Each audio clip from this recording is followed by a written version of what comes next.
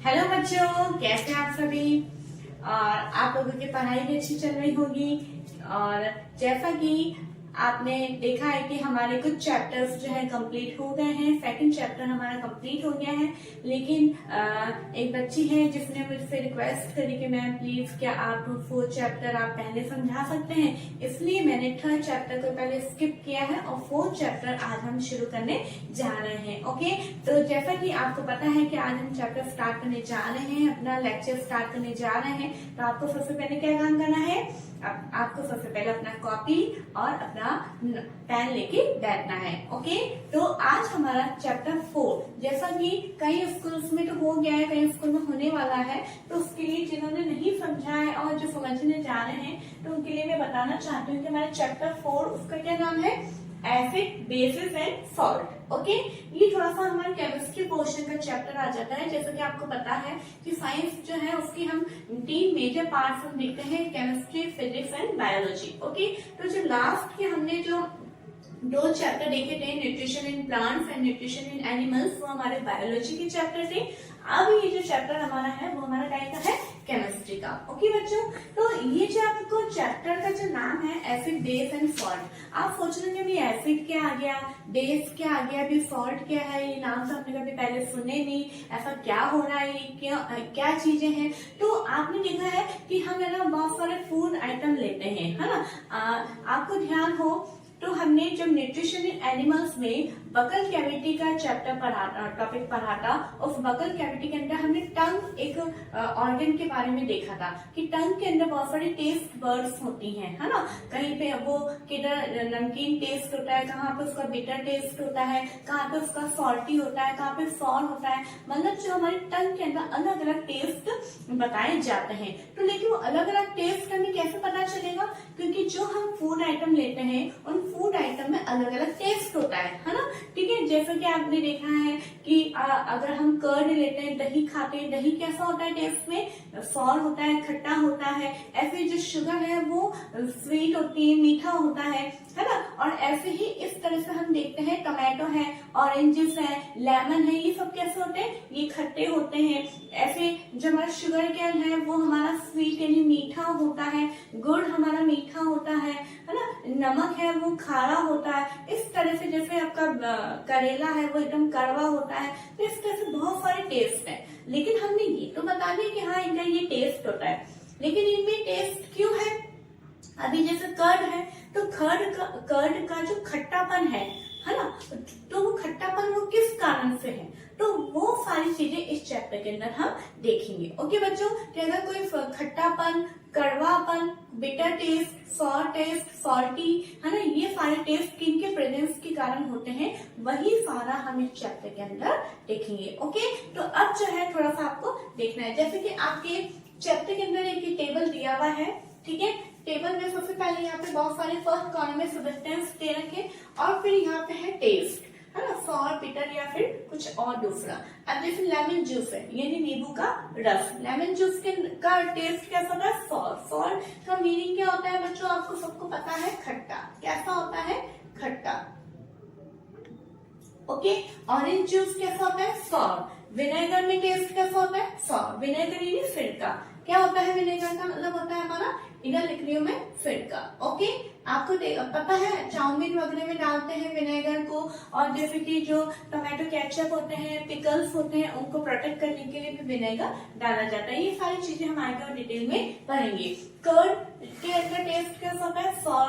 Tamarind मतलब इमली जो होती है उसका टेस्ट कैसा होता है, सॉर। शुगर आपको पता है स्वीट, मीठा होता है। कॉमन सॉल्ट हमारा कैसा होता है, ये सॉल्ट यानी खारा टेस्ट होता है इसका। आंवला भी जो है सॉर होता है। बेकिंग सोडा जो होता है वो बिटर होता है, मतलब उसका टेस्ट जो है बहुत ही अजीबोगरीब होता है। ठीक है, ग्रेप्स यानी अंगूर जो है वो हमारे सॉर होते हैं। अनराइप मैंगो यानी जो पूरा पका हुआ नहीं होता है मैंगो, उसको अपन क्या बोलते हैं, उसका भी सॉर होता है। कुकुम्बर यानी जो ककड़ी होती है वो लाइटली स्वीट यानी थोड़ी बहुत वो मीठी होती है। तो इस तरह से जो आपकी टेबल दी हुई है तो उसको आप ये यहाँ कुछ तो आपको पता ही है, अगर नहीं पता है तो आप ये फिर कर लीजिएगा। ओके, अब हम यहाँ पे देख रहे हैं कि लेमन जूस में सॉर है, टेस्ट खट्टा है, तो वो क्यों है। तो तीन चीजें होती है बच्चों, एसिड, बेस एंड सॉल्ट। ध्यान से समझिएगा, जो आपके चैप्टर में जो पूरी थ्योरी है उस थ्योरी को मैंने इस तरह से डिफरेंशिएट करके लिखा है, और अगर आप इस तरह के कॉपी के अंदर लिखेंगे तो आपको बहुत ही बेनिफिट होगा, प्लस आपको याद करने में भी आसानी होगी। शुरू में जो आपके फर्स्ट पेज है उस पर एसिड और बेस के बारे में दिया हुआ है, सॉल्ट का थोड़ा सा आगे जाकर है, लेकिन मैंने इन तीनों में डिफरेंशिएट करने के लिए सॉल्ट का भी इसी के साथ में लिखा है ताकि आपको पता हो, और आगे सॉल्ट का हम जब टॉपिक पे आएंगे तो मैं आपको और डिटेल में बताऊंगी।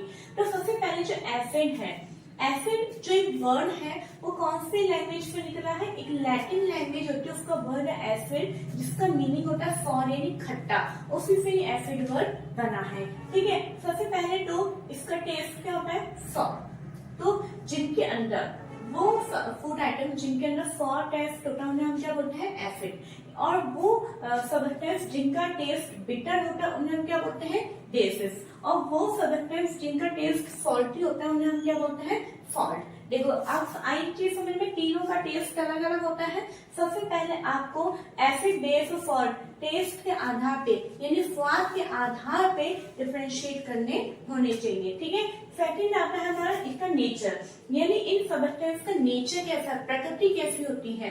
तो एसिड की प्रकृति होती है एसिडिक यानी अम्लीय होता है ये। ठीक है, बेस की नेचर होता है बेसिक और सोपी यानी इसको फील करते हैं, आपने कभी साबुन को फील किया है तो इस तरह का फील करते हैं, तो ये सोपी इसको हमें एहसास होता है। और सॉल्ट का जो नेचर है वो एसिडिक भी होते हैं, बेसिक भी होते हैं और न्यूट्रल भी होते हैं। ठीक है, अब देखिए सेकंड, अब यहाँ पे जैसे ये अगर ये बहुत सारे फूड आइटम है आपके यहाँ पे, ठीक है, बहुत सारे फूड आइटम है, तो बहुत कुछ फूड आइटम्स को, कुछ सब्सटेंस को हमने टेस्ट करके बता दिया कि इसका टेस्ट अच्छा सॉर है तो इतने से एसिड है, बिटर है तो इतने से बेस है, सॉल्टी है मतलब ये सॉल्ट है। लेकिन कुछ सब्सटेंस ऐसे होते हैं हमारे अर्थ पे जिन्हें हम टेस्ट नहीं कर सकते, अगर हम उन्हें टेस्ट करेंगे तो हमारे लिए बहुत ज्यादा हार्मफुल होंगे। तो अगर देखो फॉर एग्जाम्पल आप कहीं लैब के अंदर गए हैं और आपको कुछ एक तरह से कांच की बॉटल्स हैं और इनके अंदर कुछ सॉल्यूशंस दिए हुए हैं, ठीक है, कुछ सॉल्यूशंस दिए हुए हैं और आपको ये नहीं पता है कि कौन सा एसिड है कौन सा बेस है, और आप इनको टेस्ट भी नहीं कर सकते, तो अब आप कैसे पता करेंगे, है ना। तो इसके लिए एक लिटमस पेपर होता है। अभी लिटमस पेपर क्या है, हम इसके बारे में, एक प्रकार का इंडिकेटर है, और इंडिकेटर क्या होता है वो हम नेक्स्ट वीडियो में पूरे आराम से डिटेल में पढ़ेंगे, लेकिन मैं यहाँ पे इस टेबल को समझाने के लिए बता रही हूँ कि एक लिटमस पेपर होता है जो कि एक इंडिकेटर होता है, और इस लिटमस पेपर को इस तरह की पेपर की छोटी छोटी स्ट्रिप्स होती हैं, एक तो ब्लू कलर की होती है और एक रेड कलर की स्ट्रिप होती है, इसको हम बोलते हैं लिटमस पेपर। ओके, तो जब ये लिटमस पेपर इतनी छोटी छोटी से स्ट्रिप्स होती है, अगर मैंने फॉर एग्जांपल ये बीकर, ये बॉटल ए है और ये बी है, अगर मैंने बॉटल ए के अंदर अगर पहले ब्लू लिटमस पेपर मैंने इसमें डिप किया, अगर ये ब्लू लिटमस पेपर का कलर रेड हो जाता है, क्या हो जाता है, रेड हो जाता है, तो इट मींस ये क्या है, एसिड है। ओके, समझ में आई। और अगर मैंने रेड वाला लिटमस पेपर इसके अंदर डिप करती हूँ और अगर ये ब्लू कलर में कन्वर्ट हो जाता है, इसका कलर काय में कन्वर्ट हो जाता है, ब्लू कलर में कन्वर्ट हो जाता है, तो ये क्या है, बेस है।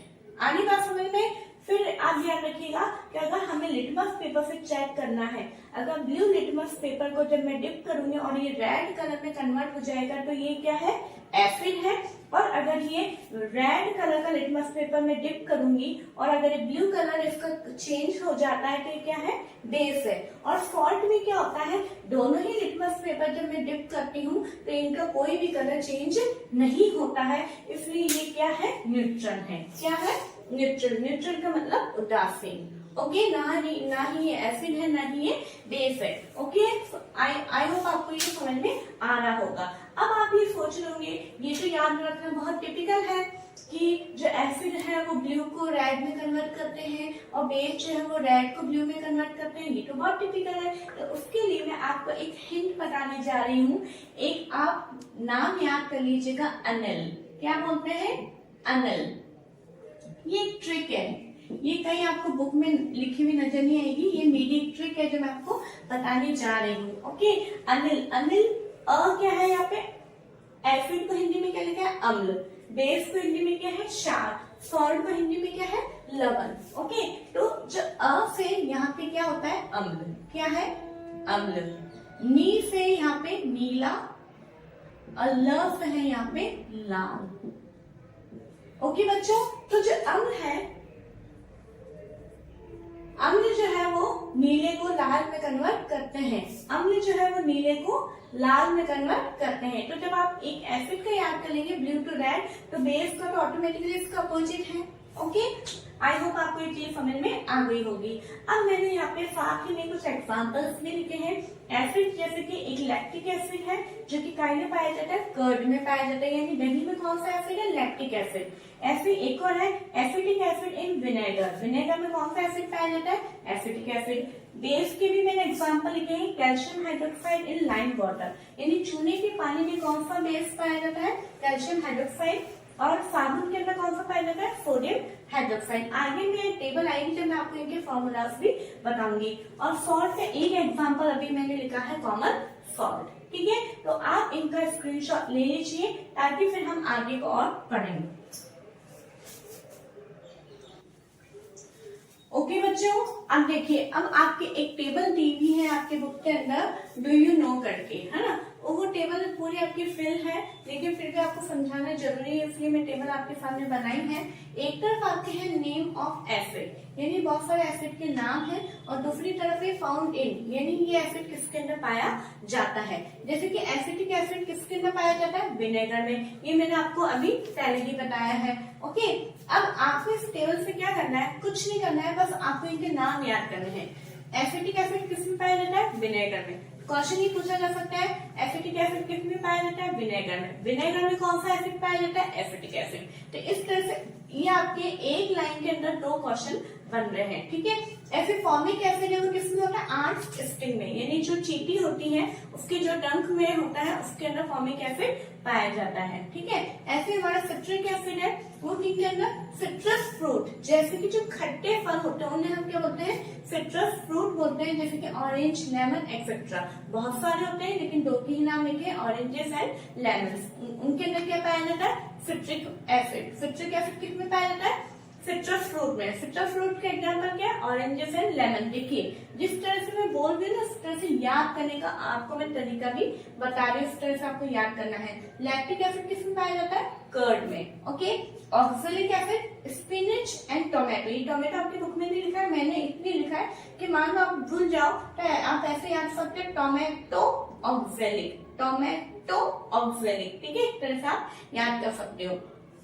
एस्कॉर्बिक एसिड जिसको हम विटामिन सी भी बोलते हैं, ये किसमें पाया जाता है, आंवला के अंदर एंड सिट्रस फ्रूट्स के अंदर। किसके अंदर, सिट्रस फ्रूट के अंदर ये पाया जाता है। ओके बच्चों, अब आप सोचेंगे सिट्रस फ्रूट तो है, तो सिट्रस फ्रूट में सिट्रिक एसिड भी पाया जाता है और ये एस्कॉर्बिक एसिड भी पाया जाता है। टार्टरिक एसिड किसमें, T for tartaric, T for tamarind, यानी इमली के अंदर कौन सा पाया जाता है, टार्टरिक एसिड पाया जाता है। ग्रेप्स के अंदर और अनराइप मैंगोस के अंदर टार्टरिक एसिड पाया जाता है। ठीक है, ये सारे क्या के नाम है, एसिड के नाम है जो कि आपको याद करने हैं। क्यों, क्योंकि इनमें से कोई से भी एसिड के बारे में पूछा जा सकता है। क्लियर है ना।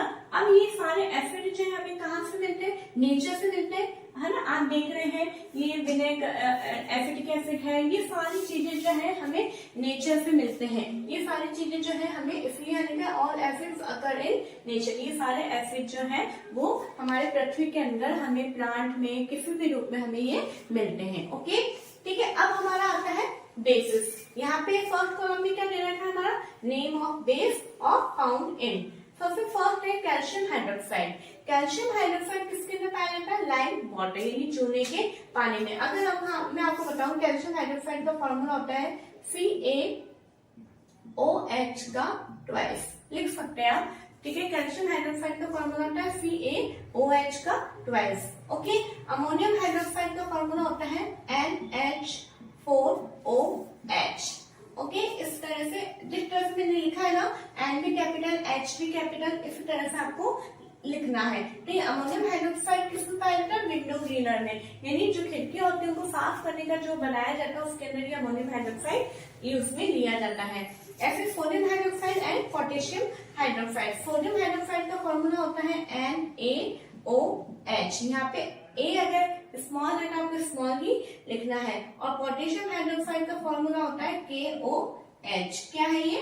KOH। ये किसमें पाया जाता है? सोप के अंदर, यानी साबुन बनाने के अंदर इनको काम में लिया जाता है। ओके, अब आता है हमारा मैग्नीशियम हाइड्रोक्साइड। इसका फॉर्मूला है MgOH का ट्वाइस, NgOH का ट्वाइस। ये मैग्नीशियम हाइड्रोक्साइड का फॉर्मूला, और ये मिल्क ऑफ मैग्नीशिया के अंदर पाया जाता है। आप यहाँ पे एक बात देख पा रहे हैं, ये जितने भी बेस होते हैं सबके अंदर OH OH OH OH common है। ठीक है, ये खैर आपके अभी लेवल की बात नहीं है, लेकिन ये मैं आपको एक नॉलेज के तौर पे बताना चाह रही हूँ कि जितने भी बेसिस होते हैं उनके अंदर ये OH प्रेजेंट होता है। ओके, आगे चीज समझ लो, इंडिकेटर्स है वो टू टाइप्स के होते हैं, नेचुरल इंडिकेटर्स है, आर्टिफिशियल या सिंथेटिक इंडिकेटर्स, है ना। अभी आज हम किसके बारे में पढ़ेंगे?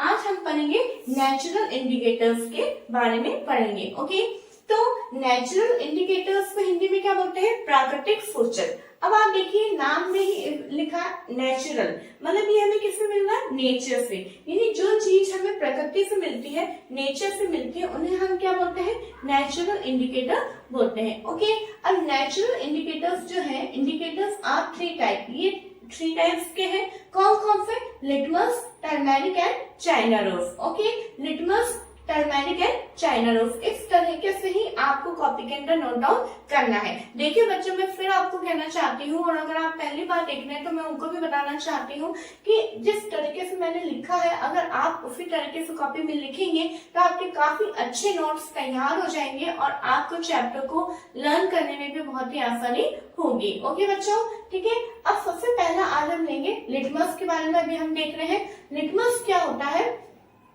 Mostly used natural indicator is litmus, है ना। नेचुरल इंडिकेटर में तीन हम देख रहे हैं कैटेगरी, लेकिन इन तीनों के अंदर से मोस्टली जो फर्स्ट नंबर का इंडिकेटर है लिटमस, उसे ज्यादातर यूज में लिया जाता है। Okay, it has a purple colour. इसका वैसे कलर कौन सा है? पर्पल कलर का है। And it is extracted from lichens, और ये किससे निकाला गया है? लाइकेन होता है, उससे मिलकर ये बना है। ठीक है, अब आप ये सोच रहे लाइकेन क्या है, तो आपने ध्यान आप करिए कि फर्स्ट चैप्टर के अंदर जब हमारा न्यूट्रिशन इन प्लांट्स हमारा चैप्टर था, तो न्यूट्रिशन इन प्लांट्स के अंदर एक सिम्बोसिस हमने रिलेशनशिप का देखा था, सिम्बोसिस हमने देखा था। तो सिम्बोसिस में क्या था कि एल्गी, है ना, क्या था? Algae and fungi.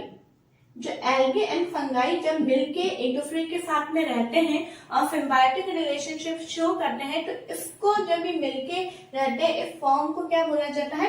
लाइकेन बोला जाता है। क्या बोला जाता है? लाइकेन्स बोला जाता है। और इसी से ही लिटमस पेपर, लिटमस को बनाया गया है। ठीक है, it is available in the form of a solution. ये दो रूपों में अवेलेबल है, एक तो सॉल्यूशन के फॉर्म में अवेलेबल है एंड और in the form of strip of paper, और पेपर के स्ट्रिप के रूप में ये अवेलेबल है, नॉन एज लिटमस पेपर, जिसको हम क्या बोलते हैं? लिटमस पेपर बोलते हैं। ठीक है, अब लिटमस पेपर कैसे काम में आता है वो हमने वैसे लास्ट वीडियो में देख लिया था। आज और देखने जा रहे हैं कि अगर ब्लू लिटमस पेपर है उसको हम एसिड के में डिप करते हैं, ऐड करते हैं, तो ये काय में कन्वर्ट हो जाता है? रेड में कन्वर्ट हो जाता है। इस तरह से आप अपने स्केच कलर से इस तरह से आप बना के लिख सकते हैं, तो काफी आपको हेल्प मिलेगी। ब्लू लिटमस पेपर को एसिड में कन्वर्ट करते हैं तो ये रेड में कन्वर्ट हो जाते हैं। यहाँ पे मैंने वर्ड्स में भी लिखा है ब्लू टू रेड। ओके, और जब रेड लिटमस पेपर को बेस में हम ऐड करते हैं तो ये रेड में कन्वर्ट हो जाता है, जिसको मैंने लिखा है रेड टू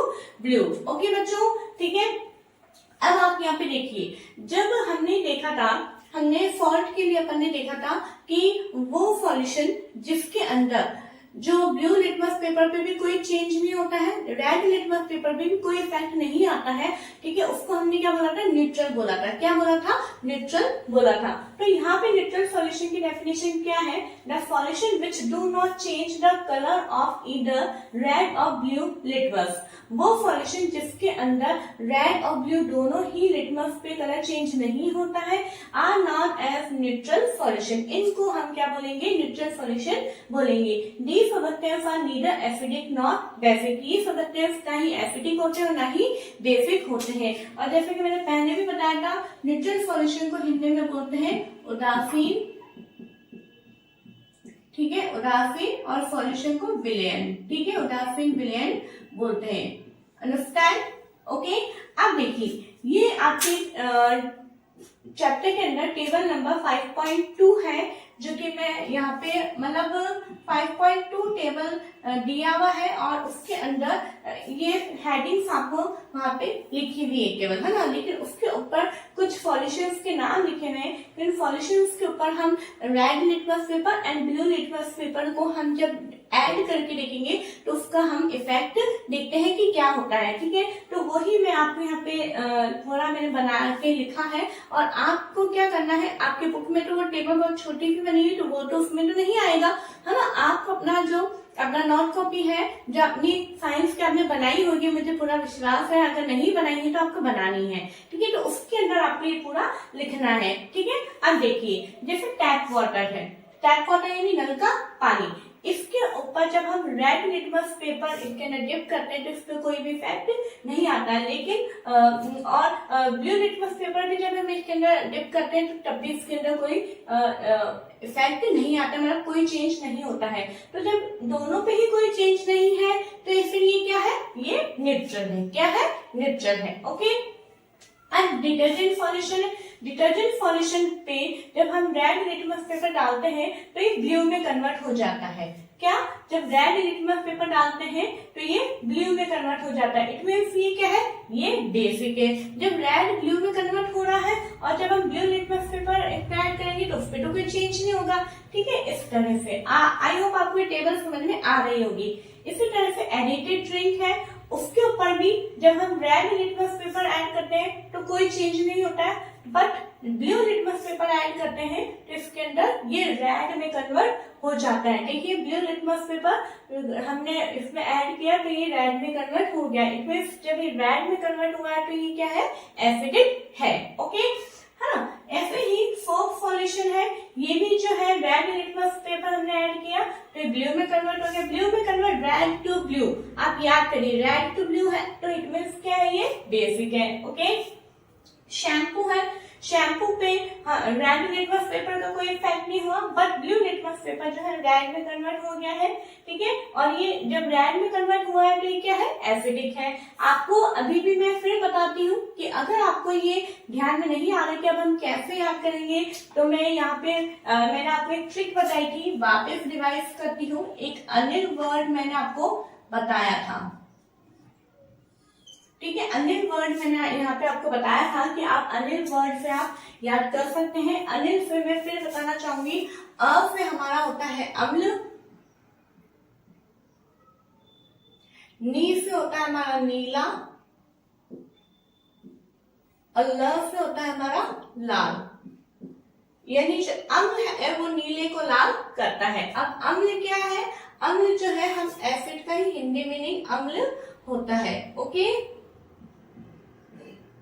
आई होप आपको ये समझ में आ गया होगा। तो इस तरह से आप याद कर सकते हैं, है ना। इसी तरह से हम कॉमन सॉल्ट सॉल्यूशन को देखते हैं। कॉमन सॉल्ट सॉल्यूशन जो है हमने उस दिन भी देखा था कि इस पे ब्लू लिटमस पेपर और रेड लिटमस पेपर किसी का भी इफेक्ट नहीं आता है, तो इट मींस ये क्या है, न्यूट्रल है, ओके। अब शुगर सॉल्यूशन है, शुगर सॉल्यूशन पे भी दोनों पे ही कोई इफेक्ट नहीं आता है, इसलिए ये भी न्यूट्रल है, ओके। अब यहाँ पे देखेंगे हम विनेगर, विनेगर का मैंने पहले भी बताया था। विनेगर चूंकि एक एसिड है, इस पे रेड लिटमस पेपर पे तो कोई इफेक्ट नहीं होगा, परंतु जब हम ब्लू ऐड करेंगे तो रेड में कन्वर्ट हो जाएगा और ये एसिडिक हो जाएगा, ओके। ऐसे ही बेकिंग सोडा सॉल्यूशन है, ये भी क्या था, हमारा बेस था। तो जब इसमें हम रेड लिटमस पेपर डिप करते हैं तो ब्लू में कन्वर्ट हो जाता है, परंतु ये ब्लू लिटमस पेपर का इसमें कोई इफेक्ट नहीं आता है और ये क्या कहलाएगा, बेसिक कहलाएगा। ठीक है, मिल्क ऑफ मैग्नीशिया ये भी बेस है, एक रेड टू ब्लू में कन्वर्ट होता है, ब्लू लिटमस पेपर का पे कोई इफेक्ट नहीं है और इसका इंटरफेरेंस क्या होगा, बेसिक। ऐसे ही हमारा वॉशिंग सोडा सॉल्यूशन और लाइम वाटर, लाइम वाटर को मैंने आपको बताया था चूने का पानी बोला जाता है इसको।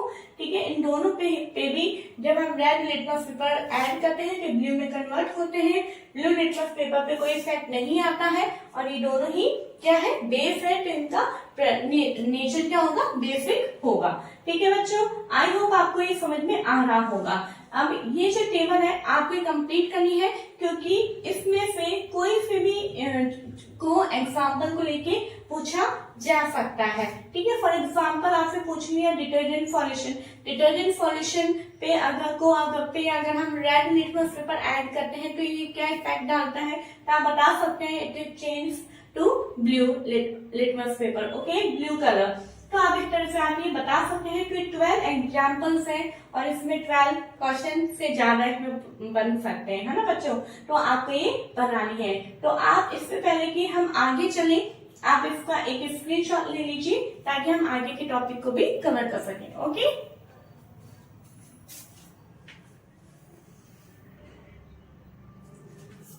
ओके बच्चों, तो अब देखिए, अब हमारा नेक्स्ट टॉपिक स्टार्ट होता है टर्मेरिक।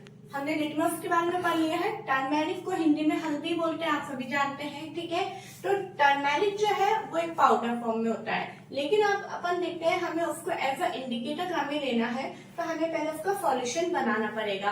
और आपको ये पता है कि किसी भी चीज का सॉल्यूशन बनाने के लिए हमें उसको किसी न किसी लिक्विड के अंदर यानी किसी न किसी सॉल्वेंट के अंदर जो हमें उसको डिसॉल्व करना होता है। ओके, तो जब हम टर्मेरिक सॉल्यूशन हमें बनाना है तो हम टर्मेरिक के अंदर क्या ऐड करेंगे, वाटर ऐड करेंगे। ठीक है, टर्मेरिक के अंदर वाटर ऐड करने के बाद में वो पूरा एक हल्दी का पानी बन जाता है, पूरा टर्मेरिक सॉल्यूशन बन जाता है। ठीक है, उस टर्मेरिक सॉल्यूशन को फिर आप मतलब दो तरीके से यूज में ले सकते हैं, एक तो लिक्विड फॉर्म में यूज में ले सकते हैं, या फिर आप उस टर्मेरिक सॉल्यूशन को के ऊपर आप है ना फिल्टर पेपर या जो ब्लेटिंग पेपर होता है उसके अंदर उसको पूरा डिप कर देंगे, तो उसके ऊपर वो पूरा येलो हो जाएगा और फिर उसको आप सूखने देंगे। सूखने के बाद में आप उसकी जैसे लिटमस पेपर होता है वैसे आप उसके पतले पतले जो है स्ट्रिप्स आप उसे काट लेंगे। ठीक है, इस तरीके से दोनों तरीके से उसको यूज में ले सकते हैं। अब चूंकि आपके बुक में एक ही टेबल दिया हुआ था, ये भी आपके बुक में आप इसे पूरा सॉल्व करके लिखेंगे, जो कि मैंने यहाँ पे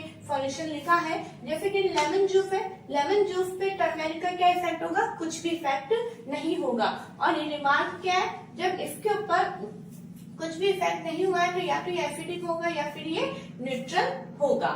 ओके, नेक्स्ट आता है हमारा ऑरेंज जूस। ऑरेंज जूस के अंदर भी कोई भी इफेक्ट नहीं होगा, दैट मीन्स ये एसिडिक या फिर न्यूट्रल है। और विनेगर, विनेगर में भी कोई इफेक्ट नहीं होगा। अब आता है हमारा milk of magnesia. Milk of magnesia जब है इसके अंदर जब हम टर्मेरिक को यूज में लेते हैं तो ये रेड में कन्वर्ट हो जाता है। रेड में कन्वर्ट होता है तो इट मींस ये क्या है, बेसिक है। ओके, अब बेकिंग सोडा, बेकिंग सोडा पे भी जब हम अप्लाई करते हैं तो ये भी रेड में कन्वर्ट होता है और रेड में कन्वर्ट होता है तो ये बेसिक में होगा।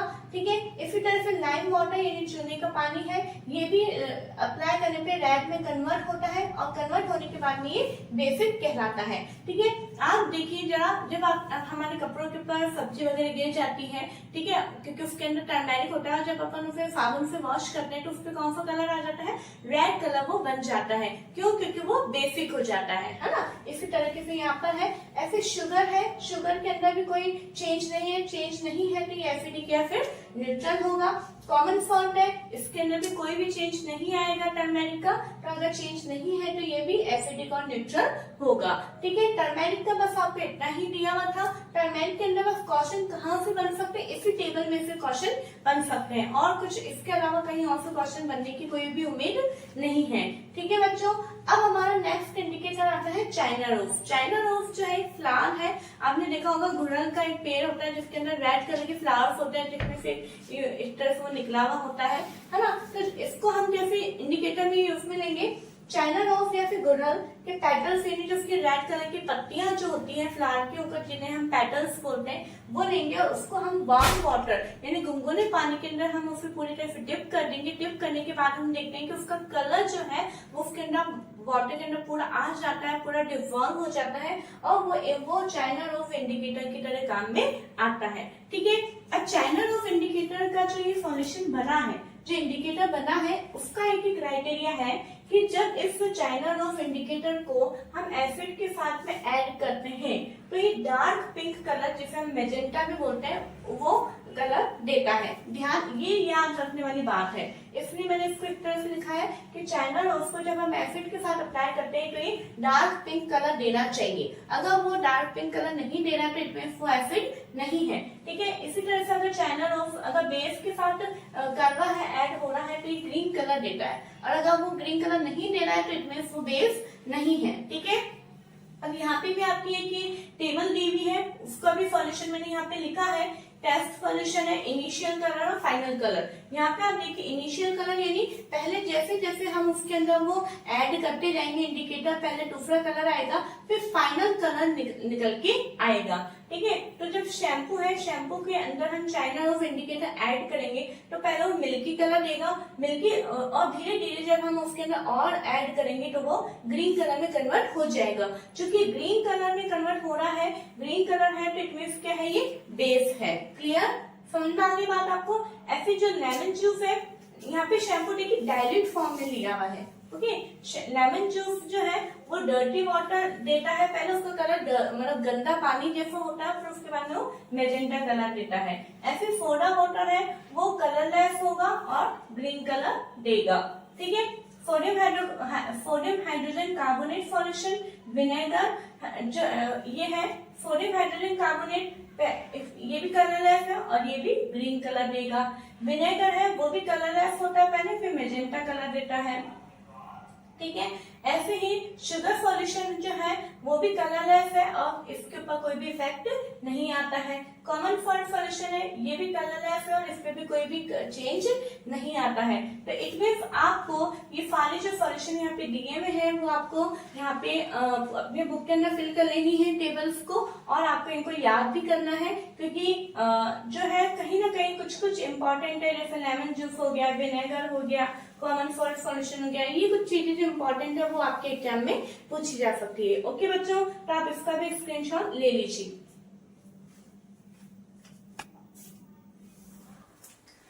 ओके बच्चों, तो अब देखिए, अब हमारा नेक्स्ट एक लास्ट आपका जो इंडिकेटर वाला टॉपिक अभी हमारा चल रहा है। ठीक है, उस इंडिकेटर वाले टॉपिक के अंदर लास्ट आपकी टेबल दी हुई थी, उसमें ये था कि कुछ सॉल्यूशंस जो है कि अपने को कलेक्ट करने हैं, नियर बाय स्कूल से कहीं से भी हमें कलेक्ट करने हैं, और उनका लिटमस पेपर और टर्मेरिक और चाइना रोज तीनों इंडिकेटर से हमें उनका टेस्ट करके देखना है। ठीक है, तो जो हाइड्रोक्लोरिक एसिड है, अब एसिड है, अब आप खुद ये टेबल आप खुद सॉल्व कर सकते हैं वैसे। ठीक है, जितने भी एसिड्स आप यहाँ पे देख रहे हैं, एसिड का लिटमस पेपर पे क्या होता था, ब्लू टू रेड, अनिल, याद कर सकते हैं, अनिल, अनिल।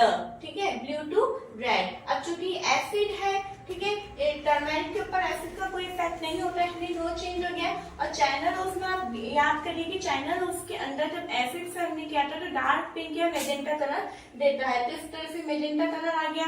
ठीक है, अब यहाँ पे हमारे सोडियम हाइड्रोक्साइड, अमोनियम हाइड्रोक्साइड और कैल्शियम हाइड्रोक्साइड तीनों क्या है, बेस है। ठीक है, तो तीनों बेस है, इसलिए बेस में हमेशा लिटमस पेपर का क्या होता है, red to blue. Okay, red to blue है, इसलिए तीनों में रेड टू ब्लू आ गया। अब अपन ने देखा था, मैंने आपको बताया था, याद रखने के लिए मैंने आपको एग्जांपल दिया था कि अगर हमारे कपड़ों के ऊपर सब्जी वगैरह गिर जाती है, फिर हम उसे वॉश करते हैं साबुन लगा के, तो वो कलर कैसा चेंज हो जाता है, रेड में चेंज हो जाता है। या आप थोड़े से हैंकी के ऊपर, किसी कपड़े के ऊपर आप लगा के करके भी देख सकते हैं। इसलिए टर्मेरिक के ऊपर क्या कलर आ रहा है, रेड। और चाइना रोज का मैंने आपको अलग से लिख के बताया है, चाइना रोज पे क्या कलर आता है, बेस का ग्रीन कलर आता है। तो इट मींस ये आपको टेबल बनाने में, याद करने में, इसको रटने में कुछ भी नहीं, बस आपको एक कलर ध्यान में रखना है कि चाइना रोज का एसिड के साथ मेजेंटा, बेस के साथ ग्रीन, टर्मेरिक का बेस के साथ रेड, इस तरह से आपको याद करना है बस। उसके अलावा आप कोई सा भी एसिड पूछ लिया जाए, कोई सा भी हाइड्रोक्साइड पूछ लिया जाए, आपको कोई भी प्रॉब्लम नहीं होगी। ठीक है, यहाँ पे अगर हम सोडियम हाइड्रोक्साइड भी लिख देते तब भी यही रिजल्ट अपने को देखने को मिलता। ठीक है, अब एक लास्ट आपके चैप्टर के अंदर एक ब्लू पूरा कॉलम दे रखा है, उसके अंदर एक एसिड रेन का टॉपिक है बच्चों। ये टॉपिक बहुत इंपॉर्टेंट है, इसलिए मैं आपके सामने लेकर आई हूँ क्योंकि इसे हमें समझना इंपॉर्टेंट है ना। एसिड रेन को सबसे पहले हिंदी में बोलते हैं अम्ल वर्षा। क्लियर। अब ये एसिड रेन होती क्या है? The rain containing excess of acid is called an acid rain। यानी बारिश के अंदर एसिड की मात्रा सबसे ज्यादा होने के कारण इसको अपन क्या बोलते हैं? एसिड रेन बोलते हैं। Clear. The rain becomes acidic। Rain acidic कब होती है? Because carbon dioxide, sulphur dioxide, मैंने ये फॉर्मूला भी लिखे हैं, और नाइट्रोजन डाइऑक्साइड, ये तीनों जो ऑक्साइड है, कौन कौन से? Carbon dioxide, nitrogen dioxide and sulphur dioxide, जो कि कहाँ से निकलते हैं? Which are release into the air as pollutant. यानी जो हम पॉल्यूशन फैलाते हैं, कोई भी चीज हमने बंद कर रहे हैं, जला रहे हैं, कचरा जला रहे हैं, धुआं निकल रहा है, स्मोक निकल रहा है, उसके अंदर से जो पॉल्यूटेंट है यानी जो प्रदूषक कारक है, जो प्रदूषण फैलाते हैं, वो कहीं में है? एयर के अंदर है। ठीक है, तो उसके अंदर ये जो है जितने भी ऑक्साइड्स हैं डिसॉल्व इन रेन, ये कहीं में डिसॉल्व हो जाते हैं। जो बारिश आती है, बारिश का पानी आता है, रेन ड्रॉप्स आती है, उनके अंदर ये डिसॉल्व हो जाती है। जितने भी ये गैसेस हैं, जितने भी पॉल्यूटेंट्स हैं, ये पानी के अंदर डिसॉल्व हो जाते हैं बारिश के, और फिर ये क्या बना लेते हैं? कार्बोनिक एसिड बनाते हैं, सल्फ्यूरिक एसिड बना लेते हैं और नाइट्रिक एसिड बना लेते हैं। ठीक है, वापिस मैं बता रही हूँ, carbonic acid, sulphuric acid and nitric acid ये बना लेते हैं उस पानी के अंदर, वो डिसॉल्व होने के कारण, जिसके कारण अब आप देखिए किसी पानी के अंदर एसिड बन गया है तो वो क्या हो गया? एसिड वाटर हो गया। और चूंकि रेन का वाटर है इसलिए इसको क्या बोल दिया? एसिड रेन बोल दिया गया है। ठीक है बच्चों, अब एसिड रेन का यहाँ पे मतलब नुकसान क्या है? Acid rain causes damage to buildings, historical monuments, plant and animals. जो एसिड रेन है वो हमारी बिल्डिंग्स को डैमेज कर रही है, हिस्टोरिकल मॉन्यूमेंट्स जैसे कि ताजमहल है, आपने देखा होगा ताजमहल का कलर जो है पीला सा होने लग गया है, जिसका कारण ये एसिड रेन ही है। ठीक है, तो ये और प्लांट्स और एनिमल्स के लिए भी बहुत ही ज्यादा नुकसानदायक है। ये एसिड रेन का पानी ही जितने भी वाटर रिजर्वोयर्स है उनके अंदर जाता है, और वहाँ उनके अंदर जितने भी एक्वेटिक एनिमल्स सर्वाइव करते हैं वो इस एसिड रेन के कारण वो सर्वाइव नहीं कर पाते और वो उनकी डेथ तक भी हो जाती है। Reaction between an acid and a base is known as neutralisation. यानी वो रिएक्शन, वो अभिक्रिया जिसके अंदर कोई भी एक एसिड और एक कोई भी बेस जब आपस में रिएक्ट करते हैं तो एक दूसरे को उदासीन कर देते हैं, मतलब दोनों एक दूसरे का इफेक्ट खत्म कर देते हैं। जैसे एसिड को हमने बेस में मिलाया तो एसिड जो है वो बेस का प्रभाव खत्म कर देंगे और जो बेस है वो एसिड का प्रभाव खत्म कर देंगे। दोनों एक दूसरे को के प्रभाव को खत्म कर देते हैं और वो एक न्यूट्रल सॉल्यूशन में बदल जाता है। ठीक है, और salt and water are produced in this process. और जब उन दोनों को ऐड करते हैं तो एक नया प्रोडक्ट मिलता है जिसको हम क्या बोलते हैं?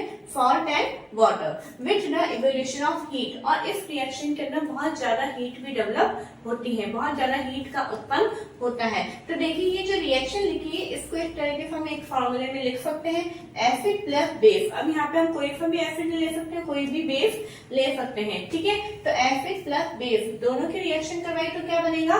हमेशा सॉल्ट बनेगा, वाटर बनेगा और इसके अंदर हीट इवॉल्व होगी। ओके, अब यहाँ पे हम एक एग्जांपल लेते हैं HCl। HCl क्या है? Hydrochloric acid. NaOH यानी सोडियम हाइड्रोक्साइड। सोडियम हाइड्रोक्साइड क्या? एक बेस है और हाइड्रोक्लोरिक एसिड एक एसिड। जब इन दोनों की रिएक्शन करवाते हैं तो सोडियम क्लोराइड बनता है और वाटर बनता है और साथ में हीट निकलती है। सोडियम क्लोराइड जो है इसको हम कॉमन सॉल्ट भी बोलते हैं। क्या बोलते हैं? कॉमन सॉल्ट भी बोलते हैं। ठीक है, आई होप आपको ये समझ में आ रहा होगा, है ना। सॉल्ट जो है may be acidic, basic and neutral. Salt acidic भी हो सकता है, बेसिक भी हो सकता है और न्यूट्रल भी हो सकता है। तो आपके एग्जाम में जैसे आता है कि describe neutralisation reaction with an example. Okay, तो आपको ये न्यूट्रलाइजेशन रिएक्शन की पूरी डेफिनेशन लिखनी है। आप इसका एक फॉर्मूला भी लिख सकते हैं और इसके साथ में आप ये एक एग्जाम्पल भी लिखेंगे। जब भी हम कोई फॉर्मूला लिखते हैं बच्चों तो आप इस तरह से बॉक्स में जब आप बंद करके लिखते हैं तो ये चाहे एक हाईलाइट होता है आपको और टीचर को भी एक आपका प्रेजेंटेशन अच्छा लगेगा। ठीक है, अब देखिए जैसे कि हमें ये पता करना है कि कौन सा सॉल्यूशन न्यूट्रल सॉल्यूशन है। ठीक है, क्या एसिड और बेस को जब हम ऐड करते हैं तो क्या वाकई में न्यूट्रलाइजेशन होता है, क्या वाकई में हमें एक सॉल्ट मिलता है। तो उसके पता करने के लिए, उसको ये एक्सपेरिमेंट करने के लिए हम एक सॉल्यूशन लेंगे काम में, वो है हमारा फिनोफ्थिलीन। क्या लेंगे हम? फिनोफ्थिलीन, और एक इंडिकेटर के रूप में भी काम में आता है। तो अगर आपसे पूछा जाए व्हाट इज फिनोफ्थिलीन, तो it is a colourless solution. ये कलरलेस सॉल्यूशन होता है। ओके, अब देखिए हम यहाँ पे एक थोड़ा सा एक्सपेरिमेंट करेंगे। 2 बीकर आपको नजर आ रहे हैं और 2 बीकर के अंदर हमने इनके अंदर क्या लिया है, हाफ इसको हमने वाटर से फिल किया है। ठीक है, अब हमें क्या करना है, सबसे पहले हमें एसिडिक सॉल्यूशन बनाना है और बेसिक सॉल्यूशन बनाना है। तो एसिडिक सॉल्यूशन बनाने के लिए हमें क्या करना पड़ेगा कि वाटर के अंदर मैंने कुछ हाइड्रोक्लोरिक एसिड के कुछ ड्रॉप इसके अंदर हम डालेंगे। ठीक है, तो ये कौन सा सॉल्यूशन बन गया हमारा? एसिडिक सॉल्यूशन बन गया। अब दूसरे बीकर में मैंने क्या किया है, हम एक बीकर में कुछ पानी लेंगे, पानी के साथ में हमने यहाँ पे सोडियम हाइड्रोक्साइड के कुछ टुकड़े डाले हैं, और सोडियम हाइड्रोक्साइड इसके अंदर डालने के बाद जब हम इसको थोड़ी देर डिसॉल्व करते हैं तो ये हमारा क्या बन जाएगा? बेसिक सॉल्यूशन बन जाएगा। ठीक है, अब इसके आगे क्या करेंगे कि जब ये एसिडिक सॉल्यूशन बन गया है और ये बेसिक सॉल्यूशन बन गया है, तो एसिडिक सॉल्यूशन में अब हम फिनोफ्थिलीन की, चूंकि फिनोफ्थिलीन क्या है? कलरलेस सॉल्यूशन है। इस फिनोफ्थिलीन का कोई भी कलर नहीं आता है। तो जब फिनोफ्थिलीन सॉल्यूशन की जब हम कुछ ड्रॉप्स इसके अंदर एसिडिक सॉल्यूशन के अंदर डालेंगे, एसिडिक सॉल्यूशन के अंदर डालेंगे तो इसके अंदर कुछ भी कलर चेंज नहीं होता है। लेकिन जैसे ही हम बेस के अंदर डालते हैं ये फिनोफ्थिलीन, तो इसका कलर कैसा हो जाता है? इसका कलर पिंक कलर हो जाता है।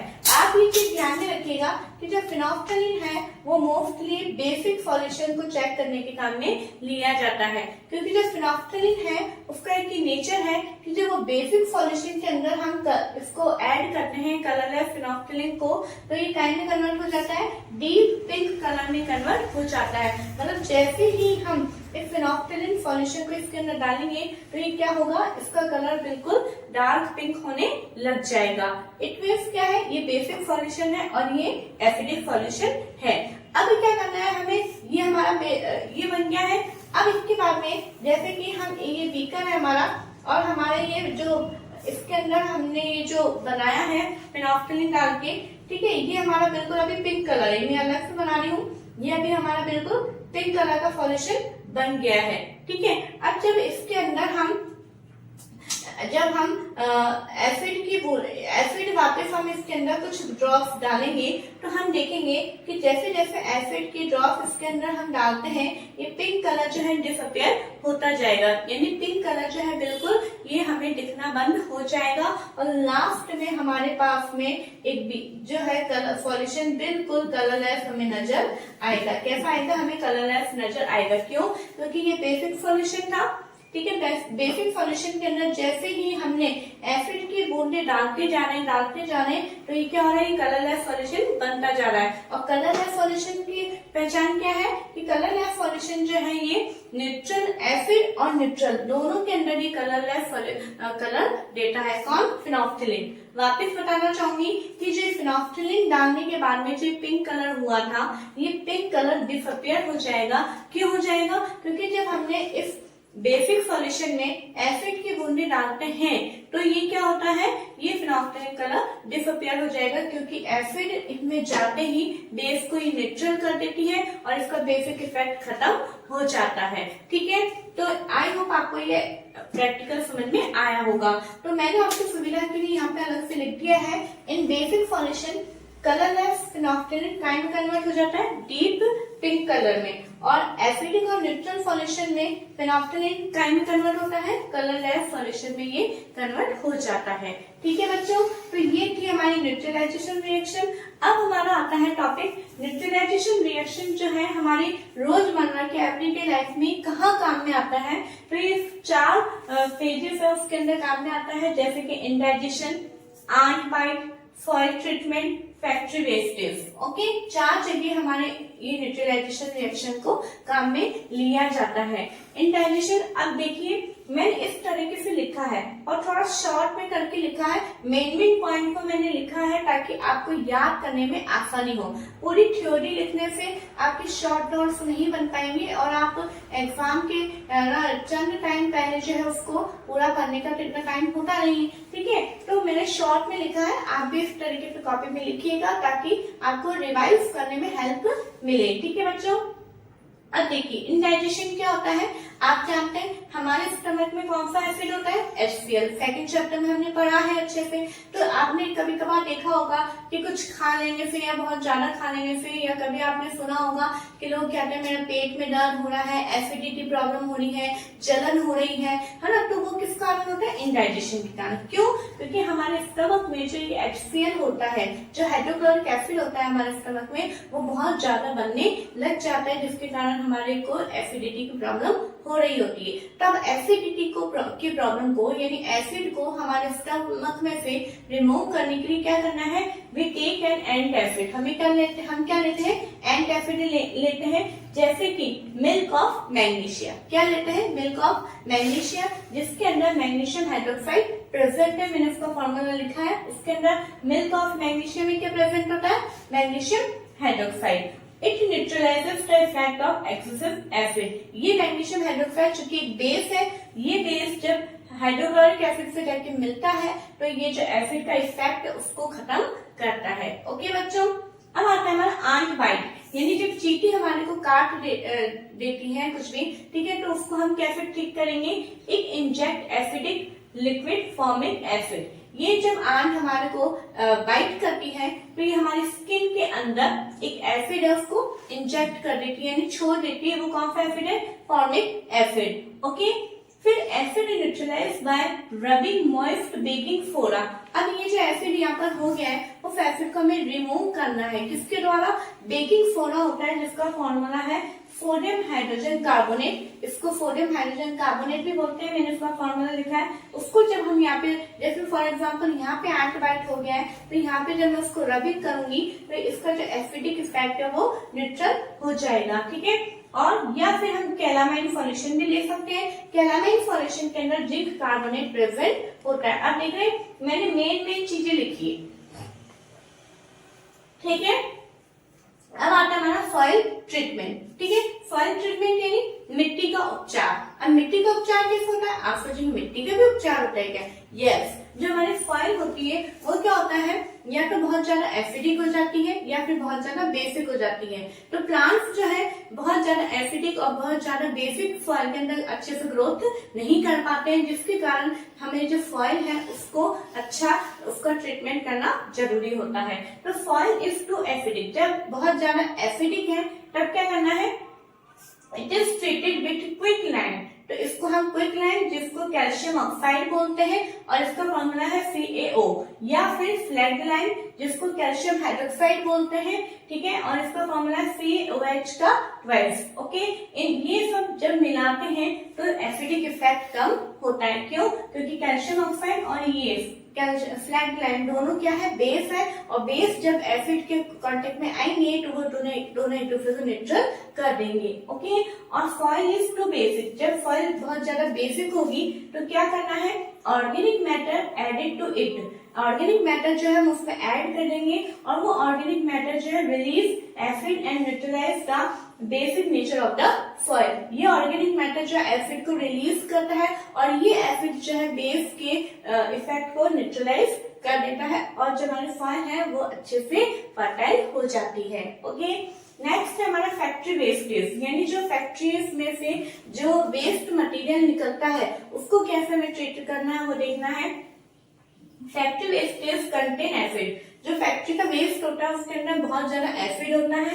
If they are allowed to flow water bodies, अगर हम इस वेस्टेज को वाटर बॉडीज यानी पॉन्ड, रिवर्स, इनके अंदर फ्लो कर देंगे तो जो उनके अंदर है ना, तो bodies the acid will kill fish etcetera.